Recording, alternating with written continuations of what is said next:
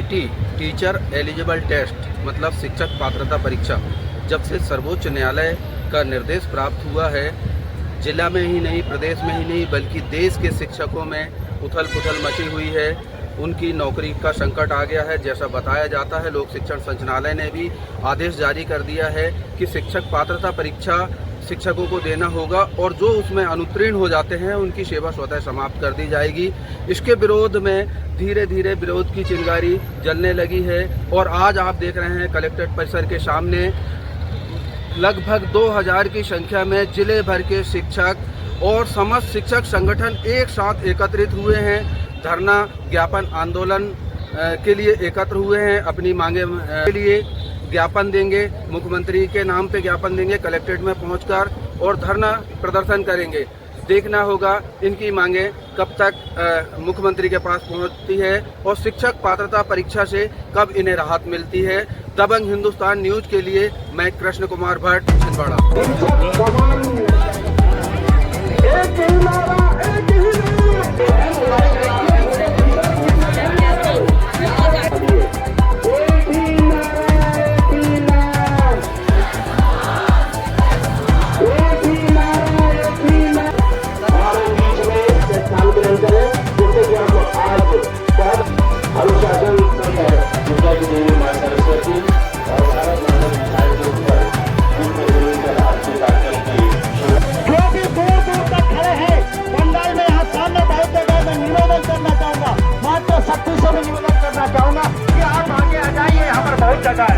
यहाँ पर आगे आइए, इधर आगे आइए, बढ़िए।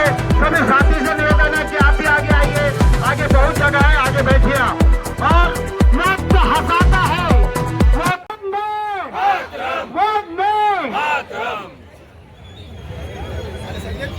मेरे समस्त शिक्षक साथी, आज ये आपका नेतृत्व है और आपकी मन की आवाज करीब करीब वर्षों से चल रही थी।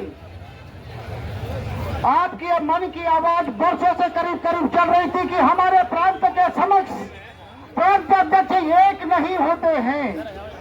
आप एक मंच पर, एक जगह पर सारे प्रदेश के 5 प्रांत अध्यक्ष आकर के बैठ चुके और उसके बाद में प्रदेश में हमारे जिले के प्रतिनिधिमंडल ने, यहां से हमारे 17 लोगों का प्रतिनिधिमंडल भोपाल पहुंचा और वहां पर उस जगह पर बैठ करके यहां निर्णय लिया गया कि अब यदि कोई होगा तो एक ही नाम, एक ही नारा होगा, केवल अध्यापक शिक्षक संयुक्त मोर्चा, अध्यापक संयुक्त शिक्षक मोर्चा।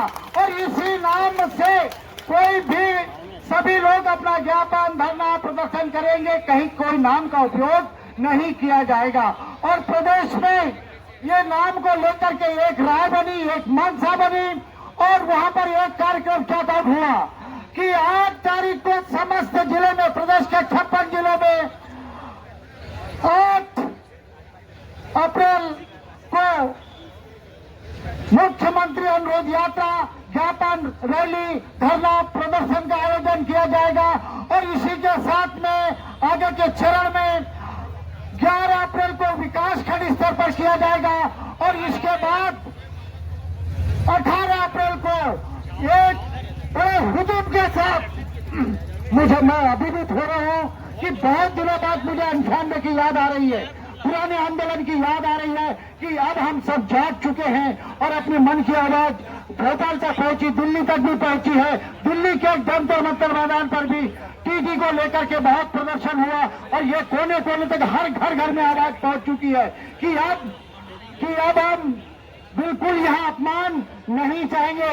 और आपके जिले की स्थिति बहुत अच्छी है कि आप में एकता बहुत है और मैं जब भी कभी भी भाषण देने जाता हूं तो सबसे पहले मैं ये देखता हूं, तो मुट्ठी बांध लो, अच्छा छोड़ दो, अब मैं जैसा बताता वैसा करो, उंगलियों को ऐसा लाइए, अंगूठे से उसको लॉक कर दीजिए।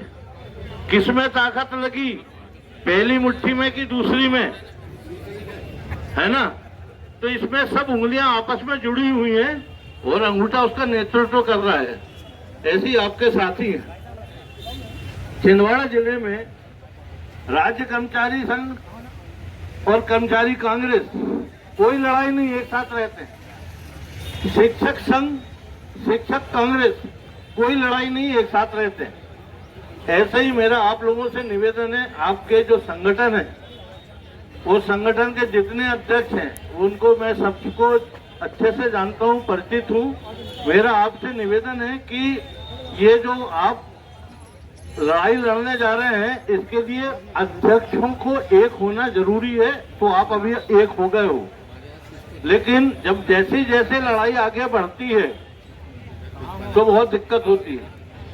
हम लोगों ने 3 रुपए डीए बढ़ाने के लिए लड़ाई लड़ी, अब आप लोग आ गए तो आप लोगों ओल्ड पेंशन के लिए लड़ी, आपके द्वितीय वेतनमान क्या कहना तिरमुन्नत हुए, हमको रिटायर होकर बहुत समय हो गया ना, भूल भाल गए हैं, और अब 70 साल के हो रहे तो चेहरे भी भूल गए हैं, पहचान नहीं आते। हमारा ये कहना है आपसे कि आप, अगर हम अभी आपको यहाँ खड़ा करके पूछेंगे कि आप यहाँ काहे के लिए आए हैं, तो आप बताने में सक्षम हो कि हम यहाँ क्यों आए हैं। इतनी समझदारी आपके अंदर आ गई है, नहीं आई है हड़ताल के लिए?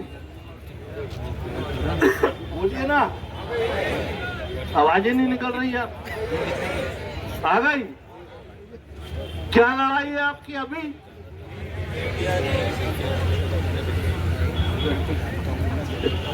अच्छा ये ठीक है, खड़े हो सर, आप ही खड़े हो। ये लाल कमीज वाले सर, नहीं वो लाल कमीज वाले सर, हाँ अच्छा साथ में ठीक, कोई बात नहीं। ये बताओ आप कौन से स्तर के शिक्षकों को परीक्षा देनी है? अच्छा हाँ, हाई स्कूल और हायर सेकेंडरी को नहीं देना है, क्लियर है बिल्कुल ऐसा? आप क्लियर हो या नहीं? नहीं सही होता। कोई महिला बताए खड़े होके जो बिल्कुल जिसको पूरा भरोसा है कि कौन किसको परीक्षा देना है। अगर आपको अपनी लड़ाई के बारे में मालूम होगा तभी तो लड़ोगे ना यार अच्छे से, हाँ या नहीं?